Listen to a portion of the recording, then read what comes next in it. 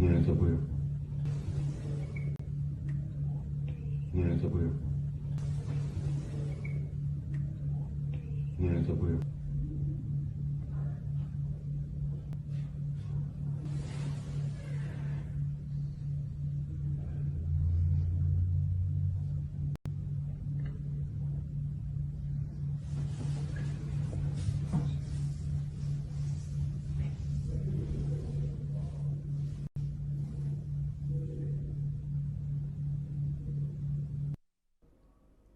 नमस्कार, मैं दुर्गेंद्र चौहान हूँ। रूस यूक्रेन के बीच छिड़ी जंग बढ़ती ही जा रही है। आज ये भयानक रात है। यूक्रेन में जो हजारों भारतीय छात्र हैं और दुनिया भर से जो विदेशी छात्र हैं, उनके लिए आज ये भयानक, जिस तरीके से रूस ने घेराबंदी की है यूक्रेन के खार्किव और कीव जो शहर है, कीव राजधानी है, उससे ये बहुत भयानक संदेश दे रही है। और हजारों छात्रों की वतन वापसी का मामला बिल्कुल अधर में लटका हुआ है। पूरा देश वतन वापसी इन छात्रों की उम्मीद कर रहा है। लेकिन जिस तस्वीर से आज हमने इस कार्यक्रम की शुरुआत की, वो तस्वीर यूक्रेन की राजधानी कीव का गवर्नर हाउस है, सेंट्रल स्क्वायर। वो तस्वीर दिखाई जाए, सेंट्रल स्क्वायर की वो तस्वीर है जहां एक मिसाइल हमला हुआ और पूरे 137 करोड़ भारतीयों के लिए एक बुरी खबर आई। मेडिकल की पढ़ाई करने का हमारे देश का लाल, कर्नाटक रहने वाला नवीन शेखरप्पा इस हमले में मारा गया। बहुत ही दुखद, पीड़ादायक, कष्टकारी। शायद दुनिया भर में किसी भी विदेशी नागरिक की, वहाँ रूसी नागरिक, यूक्रेन के नागरिक रूसी सैनिकों के हमले में मारे जा रहे हैं, लेकिन किसी विदेशी नागरिक के मारे जाने की ये पहली घटना है। और वो भी छात्र, क्योंकि वहाँ करीब 80,000 विदेशी छात्र रहते हैं, जिनमें करीब 23,000 भारतीय छात्र और कार्मिक मिलाकर हैं। ये घटना हमें अंदर तक खिला गई, हमें भयंकर पीड़ा दे गई और वो डर हमारे दिलों में कर गई, हमें वो घाव दे गई जो वर्षों तक उन घावों की भरपाई नहीं कर पाएंगे। एक हंसता खेलता 21 साल का बच्चा मिसाइल का शिकार हो गया, मिसाइल हमले का शिकार हो गया। और जानते हैं वो बाहर क्यों निकला था? अपने शेल्टर से, क्योंकि 3 दिनों से उसे खाना नहीं मिल पा रहा था।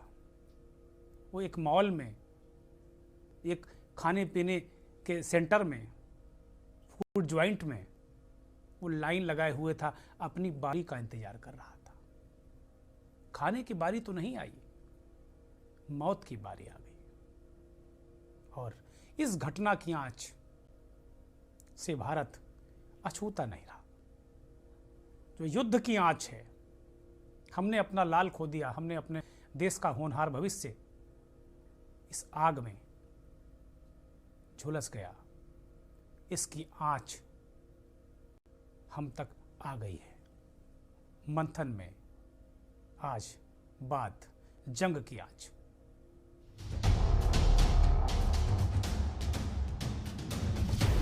डेड आदमी को यहाँ पे प्लीज भेज दो।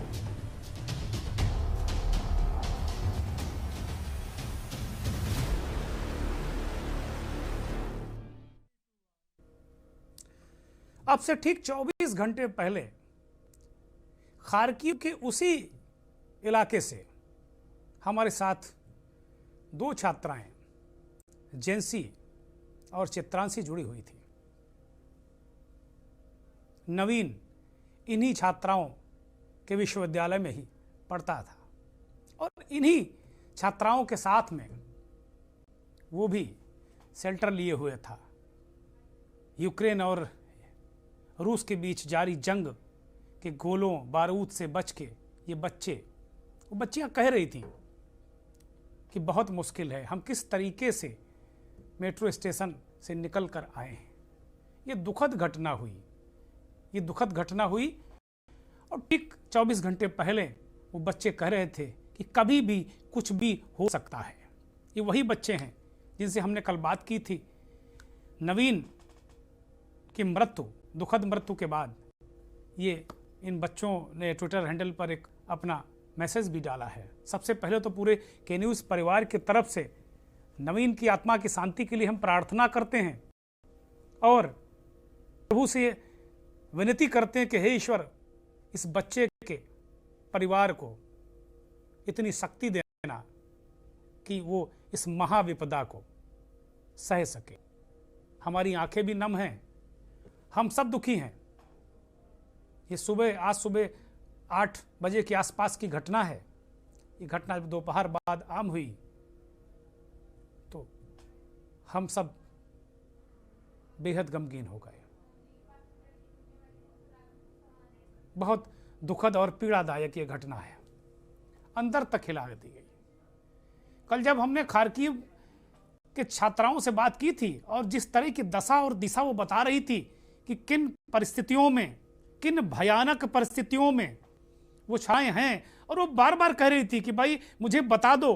भारत सरकार के जो विदेश मंत्रालय है उससे उनका अनुरोध था। ये वक्त आलोचना निंदा का नहीं है, हम करेंगे भी नहीं,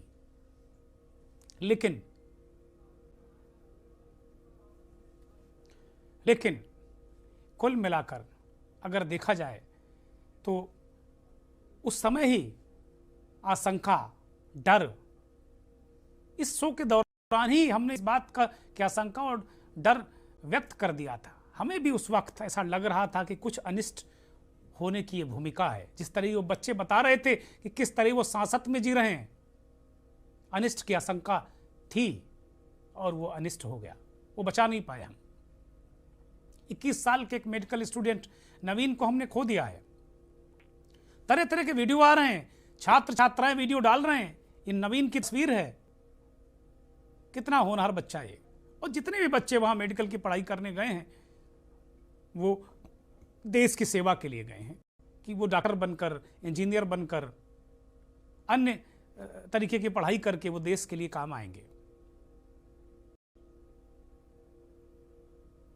इसी बीच सख्त एडवाइजरी जारी कर दी गई है विदेश मंत्रालय की तरफ से और वहाँ जो दूतावास है उसकी तरफ से, और इसमें कहा गया है कि सभी भारतीय नागरिक छात्र कीव को जल्द से जल्द छोड़ दें। कीव और खार्किव को लेकर ये एडवाइजरी जारी की गई। एडवाइजरी में लिखा है कि कीव छोड़ने के लिए जो साधन उनको मिलें उसे तुरंत पकड़कर वो निकल लें। इसमें ट्रेन, बस आदि से ट्रेवल करने की भी सलाह दी गई है। लेकिन ये संभव कैसे है? अचानक कोई अलार्म बजा और आप कह रहे हैं कि दौड़ लगा दीजिए युद्ध क्षेत्र में, कैसे संभव है? कोई सुरक्षा की गारंटी है नहीं। नवीन की जान चली गई है, बच्चे दहशत में हैं, बाहर निकलकर सामान लाने वाले जब सुरक्षित नहीं हैं तो छात्र इतना लंबा सफर कैसे तय करेंगे?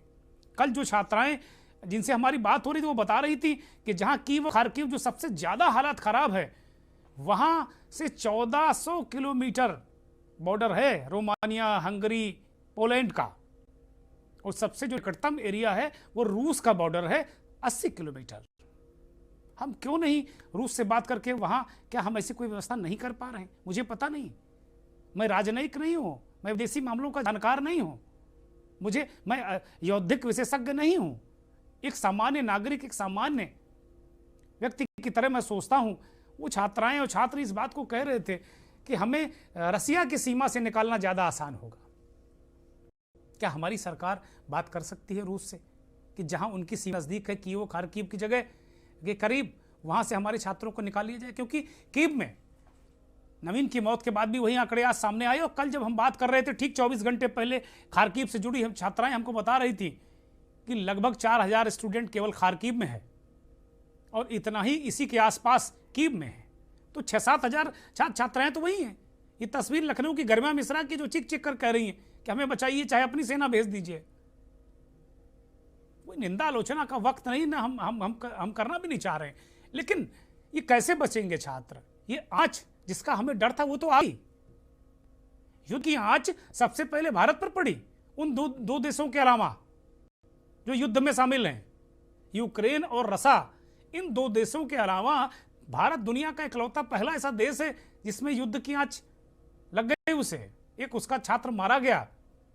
तरह तरह के वीडियो आ रहे हैं, लोग कह रहे हैं कि भाई तमाम छात्र छात्राएं लापता हैं, उनका कोई हिसाब किताब नहीं है, कोई खाता बही नहीं है। और जो दूतावास है यूक्रेन में, उसकी भूमिका को लेकर चारों तरफ, एक नहीं चारों तरफ से उंगलियां उठ रही हैं, चारों तरफ से उंगलियां उठ रही हैं। क्यों ऐसी व्यवस्था क्यों नहीं हो पा रही? हम तो बहुत शक्तिशाली देश हैं, इसमें कहीं कोई संदेह नहीं। हमारे रिश्ते भी बहुत अच्छे हैं, रूस से भी अच्छे हैं, यूक्रेन से अच्छे हैं। ये बड़ा मुश्किल है कि कोई जान हथेली पर रखकर, इसकी क्या गारंटी कि वो ये छात्र मान लीजिए किसी बस किसी साधन से ये 1400 किलोमीटर सफर करने की ठान भी लें, तो क्या गारंटी कि ये जीवित बच पाएंगे? और सबसे बड़ी बात यह है कि पहली किसी एक छात्र की, पहले भारतीय छात्र की मौत हो गई, कहीं किसी और विदेशी छात्र के हताहत होने की कोई खबर नहीं। हम प्रभु से प्रार्थना करते हैं कि दुनिया में किसी की मौत ना हो। कोई किसी भी देश का छात्र हो, छात्र है, वो इंसान है, उसको कभी भी प्रभु उसकी रक्षा करें। और जो इंटरनेशनल व्यवस्था है, जो अंतर्राष्ट्रीय व्यवस्था है, उसको कम से कम अपनी भूमिका को सार्थक करना पड़ेगा। वहां अभी भी छात्राएं फंसी हुई हैं, जरा उनकी पीड़ा भी सुन लीजिए। अभी ये इस घटना के बाद भी किस तरीके से छात्राएं वीडियो डालकर अपनी पीड़ा बयां कर रही हैं। सेंट्रल स्क्वायर जो वहां का गवर्नर हाउस है, नवीन के साथ मौजूद पूजा प्रहराज इस बात को कह रही थी कि भाई उन्हें सुबह सूचना मिली, एक नवीन का एक फोन आया, नवीन के फोन से एक फोन आया उनके पास। उस फोन की जो उधर से बोलने वाला व्यक्ति था, उसकी भाषा वो समझ नहीं पा रही थी, वो खार्किव की स्थानीय भाषा बोल रहा था। जब एक छात्रा से कहा गया कि जरा इसको ट्रांसलेट करके बताओ, तो उस बातचीत का मजमून ये था कि जो इस फोन का धारक है, उसकी लाश पड़ी हुई है, शव उसका पड़ा हुआ है, बॉडी उसकी रक्तरंजित पड़ी हुई है, उसे आकर फला जगह से ले जाइए। ये संदेश था। आप सोचिए कि नवीन के सहपाठियों, उनके साथ रहे लोगों का क्या हाल हुआ होगा। इसी तरीके की एक छात्रा की भी पीड़ा आप सुनिए।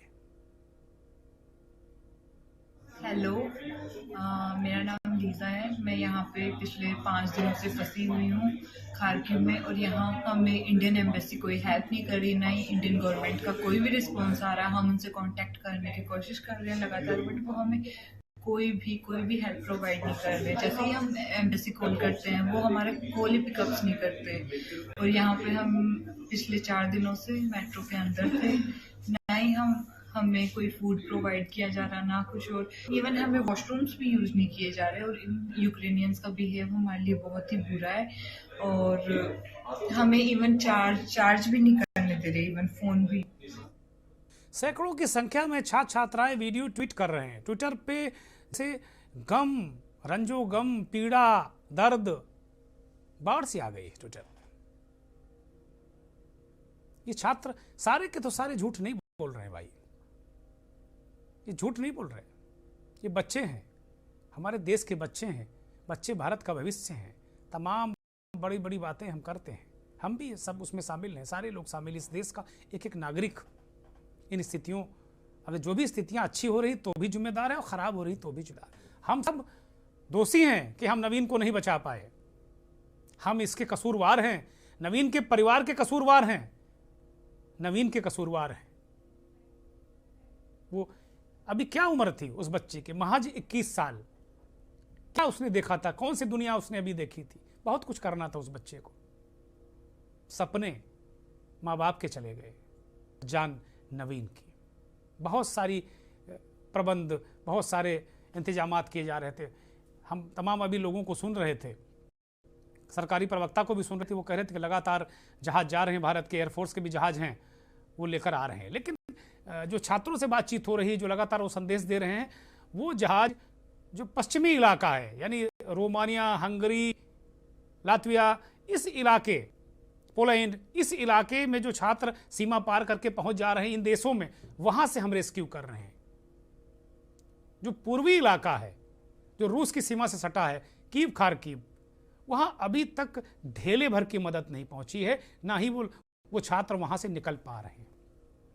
अपवादों को मैं नहीं कहता, क्योंकि कल ही छात्रा बता रही थी कि रिस्क लेकर जबरदस्ती 3 गुना पैसा देकर एक बस की है कुछ छात्रों ने, और वो निकल पड़े हैं अनजाने सफर पर। कहां पहुंचेंगे, कब पहुंचेंगे, पता नहीं।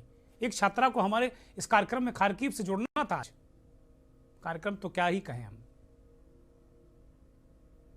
लेकिन वहां नेट ऑफ करा दिया गया है, नेट बंद हो गया है। तमाम छात्र कह रहे हैं कि बिजली नहीं है। कई छात्र कह रहे हैं कि एक घंटे का खाने का उनके पास अब कुछ ही छात्रों के लिए बचा है।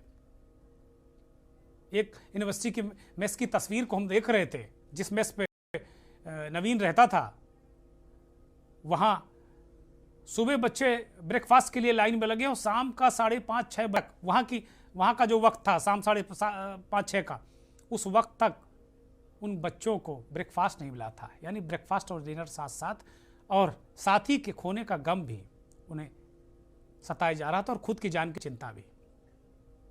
और जो भोजन सामग्री उपलब्ध कराने वाले, नाश्ता उपलब्ध कराने वाले लोग कह रहे थे कि भाई अब थोड़ा ही यही बचा है, इसी से काम चलाओ। ऐसी परिस्थितियों में हमारे बच्चे अपना भविष्य बनाने गए हैं। उनकी ये दशा देखकर मन द्रवित है, दुखी हूं मैं आज बहुत ज्यादा। एक दूसरी तस्वीर भी आपको दिखाएंगे। ये निराशा भरी तस्वीर देखकर, निराशा भरी बातें सुनकर वो छात्र भी निराश हो रहे हैं, उनके परिजन भी जो भारत में बैठे हैं निराश हो रहे हैं। हम सब बहुत निराश हो रहे हैं। लेकिन एक उम्मीद भरी तस्वीर, 40 छात्रों को सकुशल भारत लेकर हम आए हैं। ये एक उम्मीद भरी तस्वीर है। क्या स्थितियां थी वहां और कैसे भारत सरकार ने इनकी मदद की, वो भी पहलू जानना जरूरी है।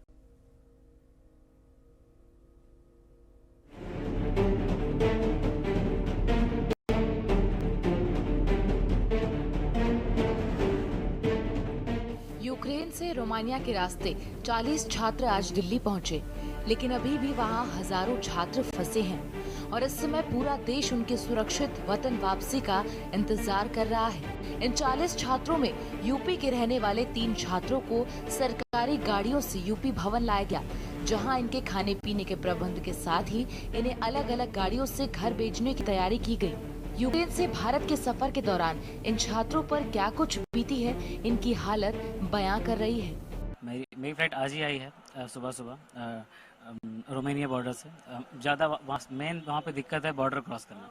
एक बार आप बॉर्डर क्रॉस करते हो, गवर्नमेंट आपके साथ पूरा कोऑर्डिनेट करती है, एम्बेसी आपके साथ कोऑर्डिनेट करती है, इवन फ्लाइट्स आपको प्रॉपर मिलती है, रहने की अच्छी सुविधा मिलती है, हमें खाने की कोई दिक्कत नहीं। इफ अगर आपको कोई मेडिकल कंडीशन है, हेल्थ कंडीशन है, सारी दवाइयाँ मिलती है, सारा इलाज मिलता है। यूक्रेन से आए थे और बहुत प्रॉब्लम थी बॉर्डर पे, तो पर जैसे तैसे करके हम लोग गवर्नमेंट की तरफ से आ गए हैं और कोई प्रॉब्लम नहीं हुई। वहाँ की सिचुएशन अच्छी नहीं है, पर ठीक है, जैसे भी करके हमारे कुछ फ्रेंड्स भी फंसे हुए हैं, उनको भी लेके आ रहे हैं फ्लाइट से। जैसा होगा तो फिर पता ही चल जाएगा, बस यही था। और बॉर्डर से आने में बहुत ज़्यादा प्रॉब्लम्स है, पर जितनी टाइम आप बॉर्डर क्रॉस कर लेते हैं, आपके साथ कोऑपरेट इंडियन एम्बेसी बहुत अच्छे से करती है। आप कोई भी बॉर्डर क्रॉस करिए और क्रॉस करने के बाद आपकी फ़्लाइट तुरंत हो जाती है। बॉर्डर की वहाँ से बॉर्डर की दूरी लमसम 1100 किलोमीटर दूर है और वहाँ से आने का ट्रांसपोर्टेशन कुछ भी नहीं है, सिटीज़ सब ब्लॉक्स हैं और हमें बोला गया था कि आप सिटी छोड़ के मत जाइए। तो फिलहाल हम लोग 2 दिन तक बंकर के अंदर रहे हैं, तो हमने अपने आप से सोचा कि हमें वहाँ से रन होना चाहिए। रन होके मैं वहाँ से ट्रेन पकड़ के, किसी को बताया भी नहीं, छुप के मैं ट्रेन पकड़ के ले लिया अकेले वहाँ से 1100 किलोमीटर दूर का। वहाँ पे देखा जाए तो पुलिस जो थी वहाँ की यूक्रेनियन, वो थोड़ा मिसबिहेव ज़्यादा कर रही थी बॉर्डर से साथ। तो बॉर्डर क्रॉस करने का जो प्रोसीजर था बड़ा ही कठिन था। मैं लगातार तकरीबन 8 घंटे तक खड़ा रहा, तब जाके बॉर्डर क्रॉस किया। बॉर्डर क्रॉसिंग के दौरान फायरिंग भी 3-4 राउंड की फायरिंग भी हुई और लाठीचार्ज भी हुआ। कुछ लड़कियां गिरे, कुछ लड़के गिरे, हमारे साथ भी कुछ लोग घायल भी हुए, कई लोगों के खून भी बहे। जंग तो रूस और यूक्रेन के बीच है, लेकिन इसमें सबसे ज्यादा छात्र भारत के हैं। मिसाइल और बम के हमले हो रहे हैं, हर किसी को जान बचाने की फिक्र है। यूक्रेन में भारतीय छात्रों के साथ लूटपाट हो रही है, उनकी जान और अस्मत को भी खतरा है। भारतीय स्टूडेंट्स के लिए सबसे बड़ी मुश्किल यहाँ से सुरक्षित निकलने की है। भारतीय छात्र एम्बेसी के एक फैसले से परेशान हैं। एम्बेसी कह रही है कि अपने रिस्क पर बॉर्डर तक आओ। एडवाइजरी भी जारी की है, लेकिन यूक्रेन में कर्फ्यू है और बाहर निकलने वालों को गोली मारने के आदेश भी हैं। ऐसे में स्टूडेंट्स की सुरक्षा की गारंटी कौन देगा और कैसे छात्र वतन वापसी कर पाएंगे? आपने सुना कि किस तरीके से एक छात्र ने कहा कि अगर बॉर्डर क्रॉस कर पाते हैं तो आपको फ्लाइट भी हो जाएगी और इंडियन एम्बेसी मदद कर रही है। बाकी जितने लोगों को हमने सुना, किसी ने बताया कि बॉर्डर पे फायरिंग हुई है, कई छात्राएं घायल हैं, गिरे हैं, लोग पिटे हैं, छात्राओं से दुर्व्यवहार किया गया है। और कुछ लोगों ने बताया 8-8 घंटे। एक छात्र ने बताया कि भाई हम चुपचाप बिना किसी को बताए ट्रेन से निकल पड़े, बॉर्डर क्रॉस कर लिया। तो सीमा पर अभी भी ये तस्वीरें हैं। बहुत ऐसा नहीं कि बहुत रेड कारपेट बिछा हुआ इन छात्रों के लिए, बिल्कुल नहीं है। ये तस्वीरें हैं, ये लोग झूठ नहीं बोल रहे हैं। ये सच है कि आपने एडवाइजरी जारी कर दी कि आप 1400 किलोमीटर 1000 किलोमीटर का सफर अपने रिस्क पर लेकर आइए, बॉर्डर भी अपने रिस्क पर क्रॉस कीजिए, उसके बाद हम आपको जहाज देंगे, सुविधाएं देंगे। ये है दूतावास। अब ये तस्वीर एकदम साफ हो गई है। ये इन छात्रों ने खुद ही तस्वीर साफ कर दी, हमें और किसी को कुछ कहने की जरूरत नहीं। दिल्ली में हमारे रेजिडेंट एडिटर अमित दुबे ने यूक्रेन से बॉर्डर के जरिए दूसरे देशों में आए छात्र और वहां से भारत लौटे छात्रों से अमित ने बात की, उसे भी आपको सुनाते हैं। यूक्रेन से आज 40 छात्र दिल्ली के यूपी भवन पहुंचे हैं। कैसा रहा इन छात्रों का, इस पर बात करते हैं। पहले तो नाम आप अपना बताइए और कहां से हैं आप? जी, मेरा नाम मोहम्मद वसी है, मैं लख से हूँ। यूक्रेन में इवानो फ्रांकोविच नेशनल मेडिकल यूनिवर्सिटी में स्टडी करता था, MBBS की। मेरा इस बार 5th ईयर था। और क्या जानना चाहते हैं? किस तरह से आपका सफर रहा, कैसे यहाँ पे पहुंचे? क्योंकि बहुत ही ज्यादा संकट की स्थिति थी। तमाम लोग हम देख रहे हैं इस तरह से अपनी अपनी गुहार लगा रहे थे। सरकार ने किस तरह से आपकी मदद करी? हमारी गवर्नमेंट ने तो हम लोग की बहुत हेल्प की, उसका तो बहुत बहुत शुक्रिया है। और हम लोग को ये उम्मीद थी कि हमारी गवर्नमेंट तो हेल्प करेगी ही, लेकिन वहाँ से हम लोग को कोई हेल्प नहीं था। कॉलेज से निकले हम लोग खुद के पैसे से बस किए। तो जाहिर तौर पे यहाँ पे 40 लोग पहुंचे हैं और अब यहाँ से इन सब लोगों को बाहर भेजा जा रहा है। यूपी गवर्नमेंट की तरफ से ये गाड़ियाँ लगाई गई हैं जो कि न सिर्फ एयरपोर्ट से यहाँ तक इन लोगों को लेके आई हैं, बल्कि अब यहाँ से इनके स्थानों पे पहुँचाने के लिए जद्दोजहद हो रही है। और तमाम छात्र जो हैं वो इन गाड़ियों के सहारे जा रहे हैं। कैसा रहा आपका सफर, किस तरह का संकट जिसका आप लोग लगातार सामना कर रहे हैं? हम लोग बहुत ही ज़्यादा ही कंडीशन ख़राब थी वहाँ पे, बट रोमानिया में जब हम पहुँच गए तो वहाँ से काफ़ी सब कुछ स्मूथली रहा, कोई प्रॉब्लम नहीं हुई, हम यहाँ आराम से पहुँच सके। आप भी यूक्रेन से आए, किस तरह की स्थिति वहाँ पे देखने को मिली और किस तरह की चीज़ें आप लाइफ में ऐसी कोई स्थिति ना देखी होगी? ऐसे सिचुएशन से ना गुजरा होगा, ना 3 दिन तक खाने को मिल रहा है, ना पीने को मिल रहा है, ना। कब आपको एहसास हुआ जब रूस ने अटैक कर दिया यूक्रेन पे, तब बाहर निकल या पहले इस बात का एहसास? सर, एम्बेसी ने कोई एडवाइजरी इससे पहले दी नहीं स्ट्रिक्टली, जिससे हम हमारी क्लासेस ऑनलाइन हो सके और हम अपने घर जा सके। ऐसी संकट की स्थिति वहाँ पे थी जो कि आज तक इन लोगों ने महसूस नहीं की। और जाहिर तौर पे अब जो लोग यहाँ आ गए हैं वो अपने आप को भगवान का शुक्रिया अदा कर रहे हैं। तमाम अन्य लोग जो आने वाले हैं, चाहे वो रोमानिया के रास्ते हो, पोलैंड के रास्ते हो, हंगरी के रास्ते हो, आपको बता दें कि 4 मंत्रियों की ड्यूटी लगाई गई, अलग अलग देशों में गए हैं जहां से भारतीयों को लाने की कोशिश कर रहे हैं। और न सिर्फ अगर हम जेट एयरवेज की बात करें या इंडियन एयरलाइंस की बात करें, तमाम अन्य इसके साथ सेना की भी मदद ली जा रही है। हमारे सूत्र बता रहे हैं कि सेना के C-17 जैसे विमानों को अब इस काम में लगाया जा रहा है, जिससे कि तमाम फंसे हुए भारतीयों को जल्द से जल्द वापस लाया जा सके। कैमरामैन दीपक शर्मा के साथ अमित दुबे, के न्यूज, दिल्ली। हमारे रेजिडेंट एडिटर अमित दुबे ने इन यूक्रेन से लौटे छात्रों से बात की। यूपी भवन उन्हें लाया गया था, वहाँ से उनके गंतव्य को भेजा गया, लेकिन अनुभव सभी डरे सहमे, उनके चेहरे पर जो रेखाएं हैं डर की, वो साफ बता रही कि किस तरीके वो मुसीबत उठाकर जद्दोजहद करके यहाँ तक पहुँचे हैं। भारत में कुछ भी हो, यहाँ कुछ भी आप सुविधाएं दे दीजिए, यहाँ आके तो अपने साधनों से भी अपने घर जा सकते हैं। तमाम सवाल हैं, तमाम प्रश्न उठ रहे हैं, क्या स्थितियां हैं, क्या परिस्थितियां हैं। बहुत सारे जो ये सवाल उठे हैं छात्रों को लाने में, उनकी पीड़ा, उनका दर्द, और जो कूटनीतिक मसला है, वैदेशिक मसला है, जो विदेश नीति का मसला है, बहुत सारे सवाल, बहुत सारे मन में हैं हमारे भी, और जो दर्शक इस कार्यक्रम को देख रहे होंगे तमाम भारतीयों के मन में है, जिनके बच्चे भी फंसे हैं और जो जिनके बच्चे नहीं भी फंसे वो भी ये मान रहे हैं कि हमारे घर का ही कोई बच्चा है। ये हम भारतीयों में सिफत है।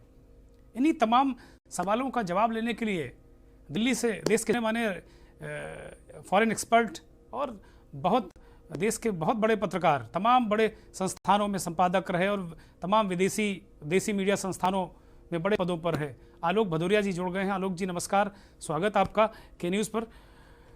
आप बहुत बारीकी से बहुत सारी चीज़ें आलोक जी आपने पहले ही कह दी थी। नेटो को लेकर आपने 3-4 दिन पहले कह दिया था कि भाई नेटो का ये सदस्य नहीं, यूक्रेन तो नेटो लड़ने नहीं आएगा, कुछ भी इमदाद पहुंचा सकता है, मदद पहुंचा सकता है। आज का जो परिदृश्य है, पहले तो जो युद्ध का परिदृश्य है, रिहायशी इलाकों में हमला है, सेंट वायर पर हमला है और उसमें एक भारतीय छात्र की दुखद मौत है। ये किस ओर जा रहा है आलोक जी? इसमें दुर्गेंद्र जी 2 चीजें हैं। अगर हम लोग इसको 2 हिस्सों में बात करते हैं, पहला हिस्सा ये ले लेते हैं मानवीय त्रासदी, चूंकि आज एक बच्चे की जान गई है, सबसे इंपॉर्टेंट चीज है कि पहले हम लोग उसको एड्रेस करते हैं। अंतर्राष्ट्रीय राजनयिक को थोड़ा सा बाद में डिस्कस कर लेंगे जी। अब अगर ये मानवीय त्रासदी की 2 स्थितियां हैं, आप जो एक हिस्सा है जो यूक्रेन के अंदर, चलिए लड़ाई पूर्वी यूक्रेन में हो रही है, बात समझ में आता है, आपके खार्किव में हो रही है, आपकी कीव में हो रही है, वो समझ में आता है। डोनबास के आपने 2 क्षेत्र को आपने एक अलग देश बना दिया, वो सारी चीजें समझ में आती है। आपकी खैरसोन में हो रही लड़ाई, ये समझ में आती है, लेकिन पश्चिम तो बहुत दूर है। अब पूर्वी, चलिए कीव से छात्रों को निकालने में आप अपनी असमर्थता अगर जताते हैं, इसको हम थोड़ा सा फॉर द टाइम बिंग, मतलब कुछ क्षण के लिए हम इसको मान लेते हैं, लेकिन पश्चिम में बच्चे थे, उनको निकालने में आपने क्या किया? आपकी जो भी मदद है। अब इसका एक दूसरा हिस्सा, आपने यूक्रेन के अंदर कुछ नहीं किया, सिर्फ एक एडवाइजरी जारी करी, ऑनलाइन पे जारी कर दी, बात खत्म। लेकिन उसका एक दूसरा हिस्सा, बाहर में आपने क्या किया? आज जो आप जो कर रहे हैं, 5 दिन के बाद में आपने 4 मंत्रियों को भेजा गया, वो है क्या? सुर्खियां हैं। आपका राजदूत क्या, जो दूतावास है, क्या वो इतना सक्षम नहीं था कि बसों को बंदोबस्त कर लेता? मुझे सिर्फ एक चीज ये नहीं समझ में आ रही है कि आप हेडलाइन मैनेजमेंट आज भी कर रहे हैं, हेडलाइन मैनेजमेंट में आपने पूरी ताकत लगा रखी है। भाई एक यहाँ से दूतावास को आप फोन करते, वहां कहते राजदूत की सबकी जिम्मेदारी लगाते कि भाई आप बसों को बंदोबस्त करें। मुझे समझ में नहीं आ रहा है, एक हमारे नागरिक उड्डयन मंत्री यहाँ से जा रहे हैं, फॉर उदाहरण के तौर पर मैं बात कर रहा हूँ, अब क्या वो यहाँ से वहां जाकर क्या करेंगे? क्या वो यहाँ गुना से ही उनके पास में बसें जाएंगी? यहाँ पर किसको जानते होंगे? वहां पे जानता तो दूतावास है ना, कॉमन एक जो कनेक्टिंग लिंक है वो दूतावास होते हैं जी। दूतावास को आपने सक्षम क्यों नहीं बनाया? आप क्यों चाहते हैं कि देश को ये पता चले कि सिंधिया जी ने फोन किया, फला सिंह साहब ने फोन किया, फला ने फोन किया, पुरी साहब ने फोन किया, तब जाकर मदद हो? क्यों नहीं वहां पर दूतावास? सवाल है कि दूतावास के ऊपर आप कार्रवाई क्या कर रहे हैं? दूतावास की अक्षमता के कारण ये हमारे सारे बच्चे फंसे हुए हैं। एक तो ये, नंबर 2, एयर इंडिया की आपने पहले दिन की एक फ्लाइट चली, ऐसा क्यों? क्या भारत के पास जहाज नहीं? क्या भारत इतना दबा कुचला है? विश्वगुरु बनने के सपने देख रहा है, ठीक है, विश्वगुरु बनने में समय लगेगा। आप शिक्षा पे कोई शोध के लिए कोई पैसा नहीं दे रहे हैं तो विश्वगुरु तो अभी नहीं बनेंगे, केवल जुमला साबित होगा आगे चल के भी।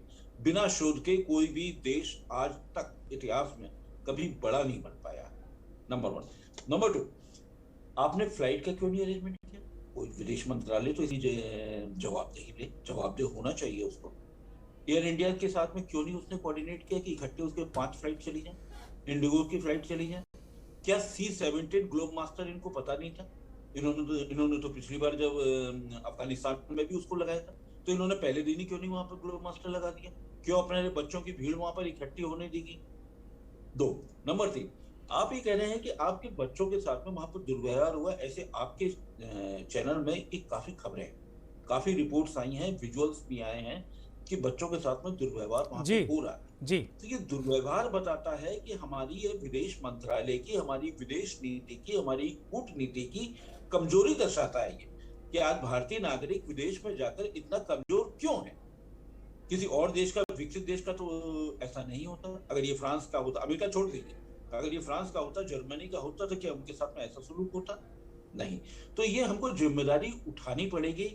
और मेरा तो एक मानना है कि हम लोग को सवाल उठाने चाहिए। भावुकता का क्षण है, हम उनके परिवार के साथ में, हमारी संवेदनाएं उनके साथ में है, लेकिन ये जो नकारापन है, नकारापन को हमें इस बार नहीं छोड़ना चाहिए और उसकी बाकायदा जवाबदेही तय होनी चाहिए कि दोनों हिस्सों में आपने क्यों नहीं किया। अब एक दूसरा हिस्सा आता है पूर्वी यूक्रेन, जहां पर कीव से आप क्यों नहीं ट्रेन से बच्चे जा पाए। दरअसल यूक्रेन की पुलिस ने वहां पर काफी लोगों को घेर रखा है, वो प्लेटफॉर्म में जल्दी से जाने नहीं दे रहे हैं। उसकी एक वजह है, यूक्रेन की मजबूरी है। इसको अब अगर हम लोग अंतर्राष्ट्रीय स्तर पर अगर देखें तो यूक्रेन की एक मजबूरी ये है कि वो ये चाहता है कि ऐसे लोग यहाँ पर रहें ताकि ये ह्यूमन शील्ड का भी इस्तेमाल हो जाए।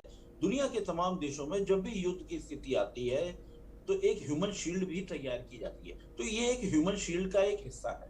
हिस्सा इसलिए है क्योंकि अमेरिका और सारी देश आपको रक्षा उपकरण आपको दे रहे हैं, सारी मदद दे रहे हैं। इसका मतलब क्या है? इसका मतलब यह है कि आप चाहते हैं कि युद्ध लंबा खींचे। युद्ध लंबा खींचे तो इसमें फायदा और नुकसान किसका होगा?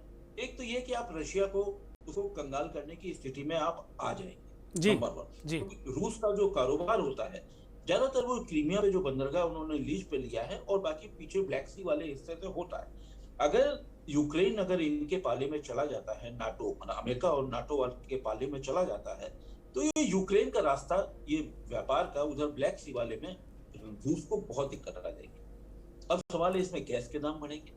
अब अगर एक चीज पर हमको और सोचना पड़ेगा कि ये जो महंगाई का है ना, महंगाई हमारी पूरी दुनिया में, इसको मैं दरअसल आज की तारीख में कोई भी फैसला वो कारोबारी ना होकर पूरी तरीके से वो उसी में नहीं जुटा रहता। युद्ध केवल युद्ध नहीं होता, उसके पीछे के नेतार्थ होते हैं, हमको वो समझना पड़ेगा। ये फैसले इसमें कारोबार से बहुत जुड़े हुए हैं। अगर ये सारी चीजें महंगी होती है तो क्या होगा?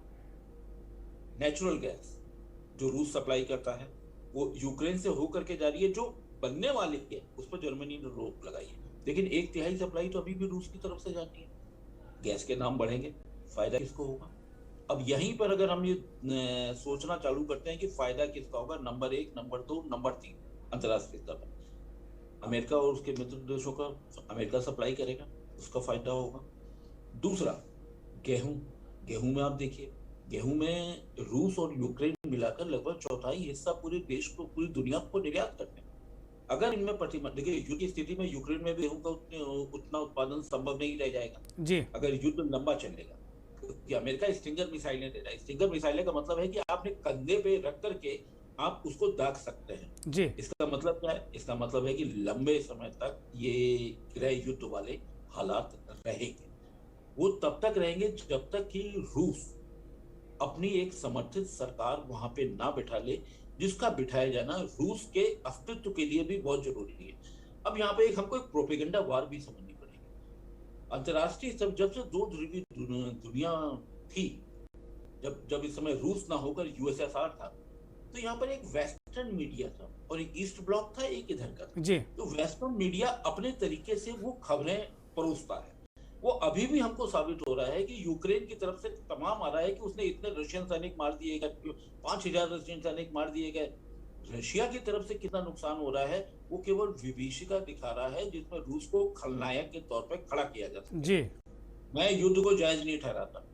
आज के दौर में, मानवतावादी देर में, एक प्रगतिशील समाज में युद्ध के लिए कोई स्थान नहीं है, कभी भी नहीं हो सकता। और किसी भी देश की संप्रभुता, इससे भी कभी समझौता नहीं किया जा सकता। संप्रभुता, चाहे देश छोटा हो चाहे बड़ा हो, सॉवरेनिटी एक बहुत महत्वपूर्ण अवयव है किसी भी देश के लिए, किसी भी लोगों के लिए। तो उसको कभी कंप्रोमाइज नहीं किया जा सकता। लेकिन क्या रूस ये चाहेगा कि अमेरिका और नाटो के सारे सेनाएं और सारे उनके जासूसी से लेकर मिसाइल से लेकर वो सारी चीजें के बॉर्डर पे आ जाए? रूस ऐसा क्यों चाहेगा? तो वादा खिलाफी किसने की थी? हमको हमेशा बीच समझना पड़ेगा कि इस विवाद की बीज क्या है। इस विवाद के बीज ये है कि यूक्रेन अमेरिका और नाटो के बहकावे में क्यों रूस के खिलाफ खड़ा हो गया है? ठीक है, यूक्रेन के कई हिस्सों में रूसी भाषा बोली जाती है, डोनबास के हिस्से को वो ले गए। खार्किव में भी एक बड़ा तबका है जो रूसी भाषा बोलता है। वैसे यूक्रेन में भी कई जगह बोली जाती है, लेकिन खार्किव और ये दो जो डोनबास के जो ये दो हिस्से थे, यहाँ तो है ही। लेकिन सवाल है कि आप क्या करेंगे? क्या भाषाई आधार पर कुछ कर सकते हैं? नहीं।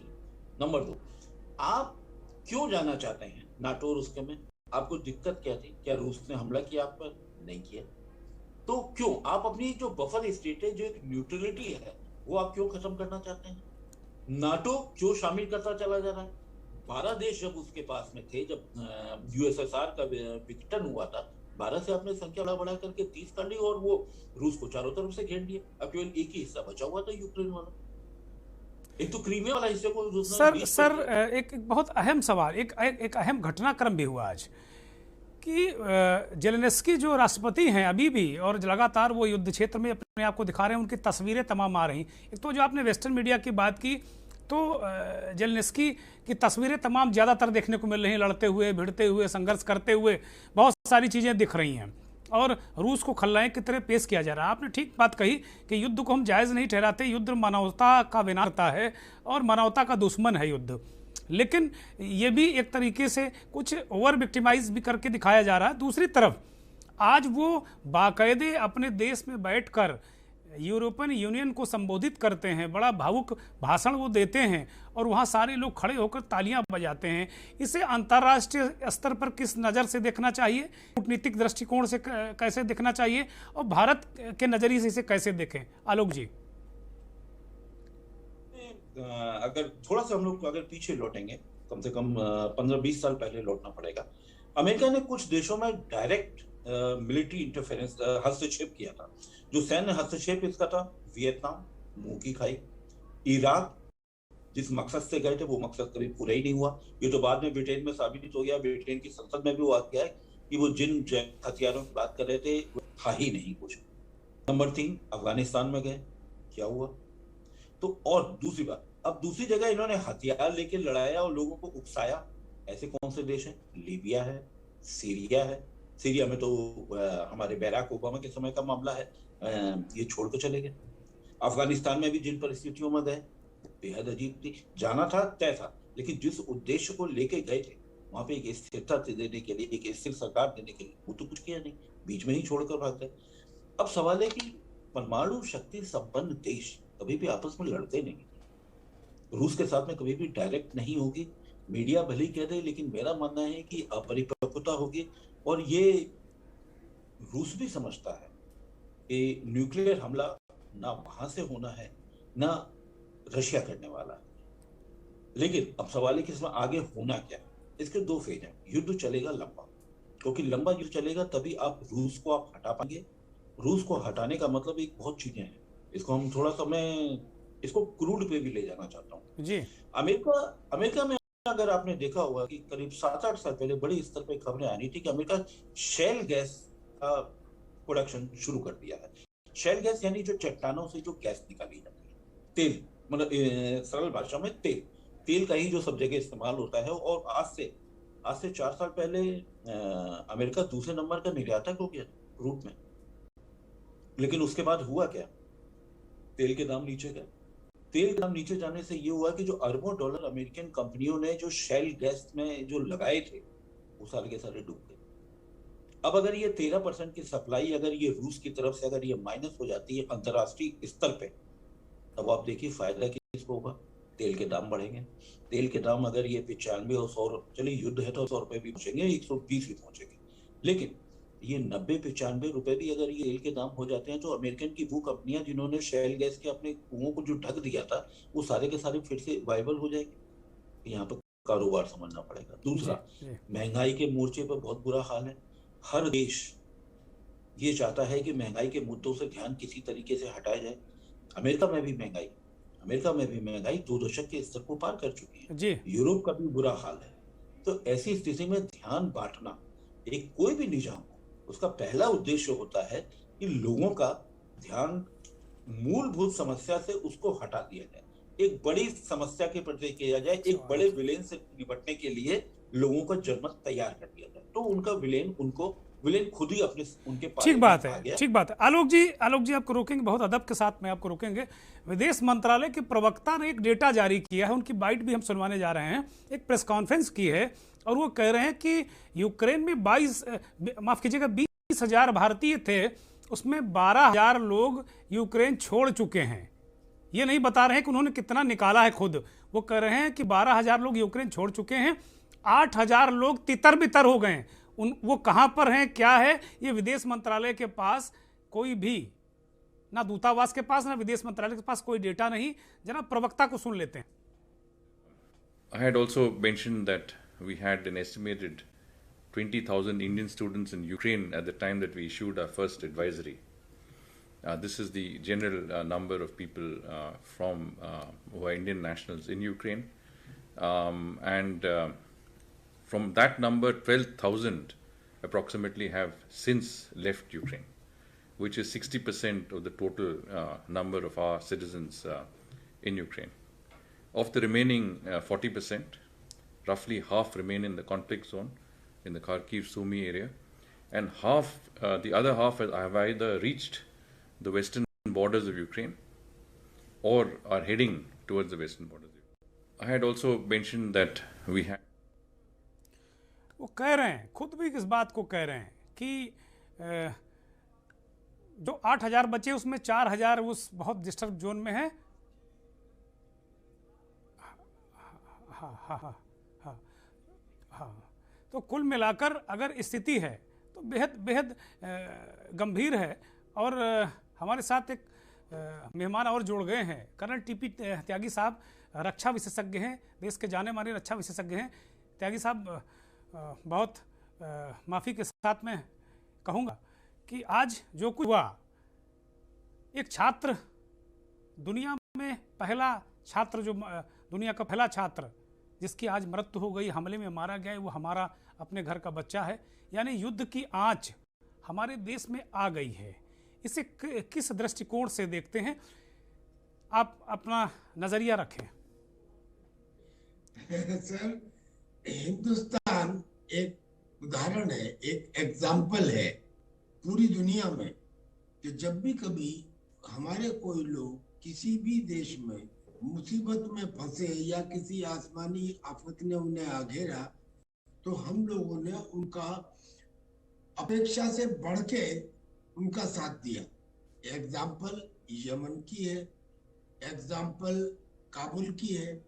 वहाँ के हालात में समझता हूँ कि शायद यूक्रेन से भी ज्यादा बदतर थे। यूक्रेन में ज्यादातर ये तोहमत लगाई जा रही है कि हिंदुस्तान की सरकार ने शुरू में ध्यान नहीं दिया और शुरू में एक्शन नहीं लिए। कैसे लेते? अमेरिका के ऊपर विश्वास करते, जिसकी इंटेलिजेंस ये कहती रही अफगानिस्तान में 6 महीने लगेंगे तालिबान को काबुल में आने में, और वो 6 घंटे में आ गए। उसकी इंटेलिजेंस पे विश्वास करते रहे, जो ये कहती रही कि इराक के अंदर वेपन्स ऑफ मास डिस्ट्रक्शन है और निकली चुहिया भी नहीं। या हम रशिया पे विश्वास करते, जो ये कहता रहा कि मैं यूक्रेन के ऊपर अटैक नहीं करूंगा। हिंदुस्तान को सपना तो नहीं आ रहा था कि ऐसा होगा।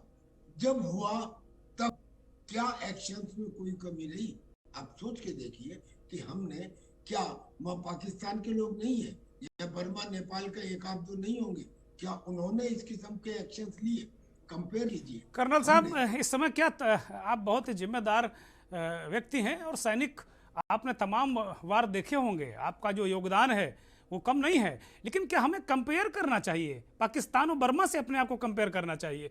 इस समय जो स्थितियां हैं, क्या हमारा कोई इंटेलिजेंस सिस्टम नहीं है? क्या हम अमेरिका के इंटेलिजेंस के मामले में क्या हम अमेरिका के गुलाम रहे या रसा के गुलाम रहे? कर्नल साहब, हमारा तो कोई सिस्टम है। हम भी क्या इतने वर्षों में 140 करोड़ का देश हम कहते हैं, लेकिन क्या हम भी कोई एक इंटेलिजेंस सिस्टम नहीं कर पाए? अब इंटेलिजेंस को लेकर क्या इस तरह की बातें कहीं समझ में आ रही? और जहां तक बात आप कर रहे हैं, तमाम छात्र, एक छात्र की मौत हो गई, आपको जानकारी होगी, एक हमले में मारा गया, सेंट्रल स्क्वायर पर हमले में। वो केवल 3 दिन से भूखा था, खाना लेने गया था। कोई हम लोग यहाँ का हिंदुस्तान का मीडिया कोई भारत का दुश्मन थोड़ी है, वो उन्हीं छात्रों की बातें दिखा रहा है। हमें अपनी सरकार की चिंता है, ये सरकार की चिंता और सरकार को हमारी चिंता है। हजारों जो छात्र वहाँ फंसे हुए उनकी भी चिंता है, हम ये कहाँ कह रहे हैं। लेकिन सबसे बड़ा सवाल है कर्नल साहब कि जो लोग फंसे हुए हैं, अभी विदेश मंत्रालय के प्रवक्ता को हम सुन रहे थे, आप भी शायद रहे होंगे तो सुन रहे होंगे, वो कह रहे हैं कि भाई 12,000 लोग आ गए हैं, ये नहीं बता कि हम लेकर आए या अपने आप भाग कर आ गए। वो कह रहे हैं डिस्पर्स हो गए हैं, 8,000 फंसे हुए हैं, उनके पास कोई डेटा नहीं, 4,000 वो बता रहे हैं कीव खारकीव में है। ये कौन सा जवाब है? ये जिम्मेदाराना जवाब है क्या कर्नल साहब? नहीं, ये जिम्मेदाराना जवाब नहीं है। बिल्कुल मैं आपकी बात से पूरी तरह सहमत हूँ और मैं इस बात से भी सहमत हूँ। सबसे पहले तो मेरी जिम्मेदारी थी कि मैं ये कहता और अब कह रहा हूँ कि नवीन की आत्मा को ईश्वर शांति दे। हमें अत्यंत दुख है और ये बहुत ही अनफॉर्चुनेट हुआ है और अब भारत सरकार की ये जिम्मेदारी है कि उनके परिवार की उनकी अपेक्षा से अधिक न केवल टेम्परेरी बल्कि परमानेंट लेवल पे एक लंबे समय तक वो मदद करे जो एक नजीर बने। ये तो एक बात होगी। अब दूसरी एक बात ये होगी, क्या ये सच नहीं है कि भारत सरकार ने शुरू में ही उनको एक एडवाइजरी जारी की थी कि आप समय रहते आ जाइए, कोई बात नहीं। वार शुरू होने के बाद क्या ये सच नहीं है कि भारत सरकार ने 4 अपने मंत्री भेजे और वहां पे इस किस्म की एडवाइजरी जारी की कि आप बॉर्डर तक आ जाइए। कमी रह गई, कमी क्या रह गई? मैं हंगरी और रोमानिया के बारे में तो ज्यादा नहीं बोलता, लेकिन पोलैंड के बारे में ये कमी रही कि वहां पे हमारे स्टूडेंट्स को जो पहुंच गए थे बॉर्डर पे, लेकिन उन्हें खुले में ना पड़ा और उन्हें घुसने नहीं दिया गया। कर्नल साहब, उन्हें घुसने नहीं दिया गया, उनसे 2 दर्जे का व्यवहार किया गया। वो अभी एक स्टूडेंट हमें बता रहे थे, हमसे जोड़े थे, वो कह रहे लाठी चार्ज किया गया, वहां की पुलिस ने मारा है उन्हें दौड़ा कर। जी, मारपीट की भी खबरें आई। सर ये सब बातें ठीक है, ये गलत है, ये नहीं होनी चाहिए थी। लेकिन मुझे एक बात बताओ कि जब किसी कंट्री में या कहीं पे युद्ध शुरू हो जाता है तो क्या चीजें किसी टेक्स्ट बुक की लिखी हुई लाइन के हिसाब से चलती हैं? सहमत हैं, आपके बात से सहमत हैं, बिल्कुल ठीक कह रहे हैं आप। तो जब लड़ाई हो जाती है, अब आप एक बात बताओ कि क्या जब हमारे एक आतंकी को ले जाया गया एक हवाई जहाज में बैठा के, हाथ जोड़ के, पैसे दे के, और जिसकी वजह से आज तक हम उसका खामियाजा भुगत रहे हैं, क्योंकि जो लोग उस हवाई जहाज में फंस गए थे काबुल में, उन लोगों के परिवारों ने इस किस्म का दबाव सरकार के ऊपर बनाया कि उन्हें ये मानना पड़ा और आतंकियों को छोड़ना पड़ा।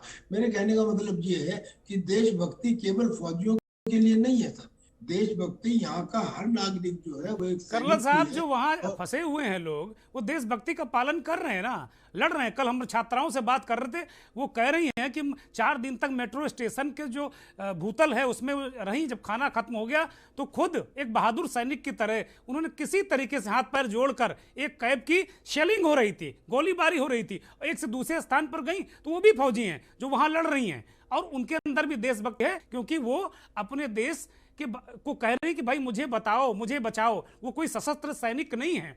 आलोक जी, आपका लास्ट कमेंट चाहेंगे इस पूरे प्रकरण पर जो विदेश मंत्रालय का बयान आया है? देखिए, विदेश मंत्रालय के बयान में आपने जैसा अभी रेखांकित किया कि कई झोल है, उनके पास में कोई डाटा नहीं है।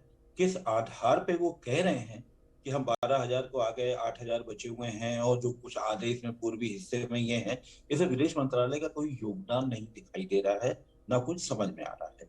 ज्यादातर छात्र वो उन लोग खुद अपनी व्यवस्था कर, एडवाइजरी में भी इसका जिक्र था। हाँ आलोक जी, एक मिनट बहुत अदब के साथ रोकूंगा।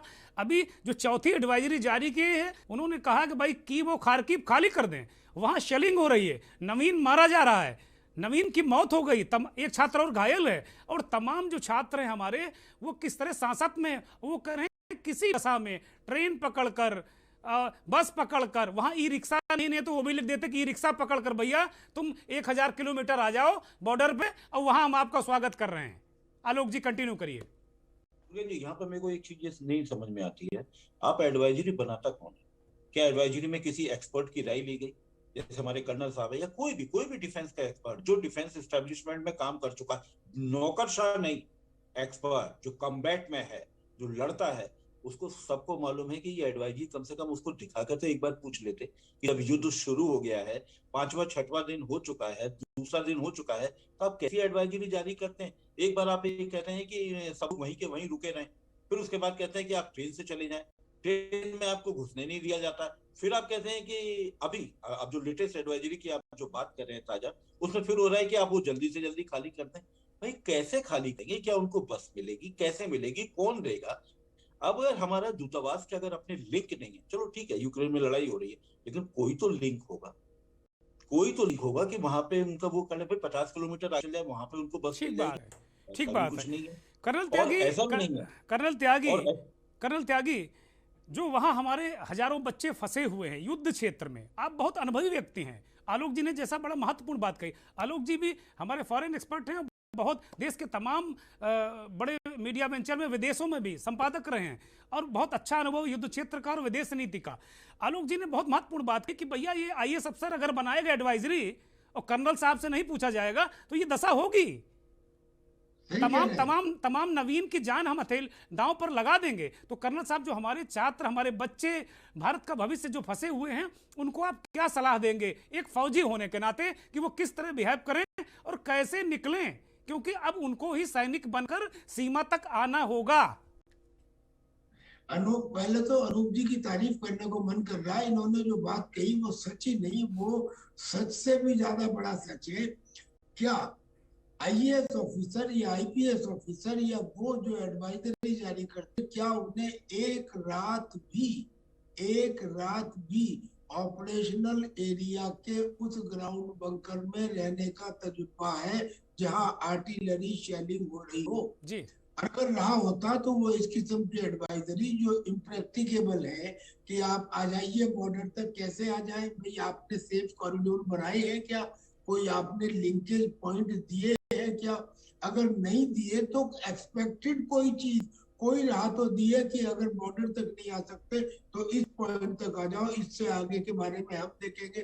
कुछ नहीं, या तिरंगा झंडा लेके आ जाओ, तब तुमको कोई नहीं रोकेगा। इस किस्म की भी एडवाइजरी जारी नहीं की गई। तो ये बात बिल्कुल सही है कि एडवाइजरी बनाने वालों में वो तजुर्बा होना चाहिए कि बाहर की सिचुएशन क्या होती है। बिल्कुल सही सर। बहुत शुक्रिया कर्नल त्यागी, आपका बहुत शुक्रिया। आलोक जी, आपका बहुत शुक्रिया, बहुत नमस्कार। आपने बड़ी महत्वपूर्ण जानकारी हमारे दर्शकों को दी। तो जिस तरीके से आलोक जी ने भी इस बात को बहुत रेक्टिफाई किया, बताया कि भाई क्या परिस्थितियां हैं, क्या स्थितियां हैं, युद्ध के पीछे क्या स्थिति। एक बड़ी महत्वपूर्ण बात आलोक जी ने कही, उनका लंबा अनुभव है। उन्होंने इस चीज को कहा कि भाई ये युद्ध लंबा चलने वाला है, ये 1 2 दिन 4 दिन 5 दिन आगे और नहीं निपटने वाला। 5 दिन हो गए, अगर ये युद्ध लंबा चलेगा तो उन स्थितियों में हम भारतीय बच्चों को कैसे निकाल कर लाएंगे, ये रणनीति सरकार को, विदेश मंत्रालय को, दूतावास को बनानी होगी। एक बार पुनः पूरे देश की ओर से, के न्यूज़ परिवार की ओर से हम नवीन के परिवार के प्रति सहानुभूति व्यक्त करते हैं और प्रभु से प्रार्थना करते हैं कि ईश्वर शोक संतप्त परिवार को ऐसी शक्ति दे कि कम से कम वो इस दारुण दुख से उबर सके।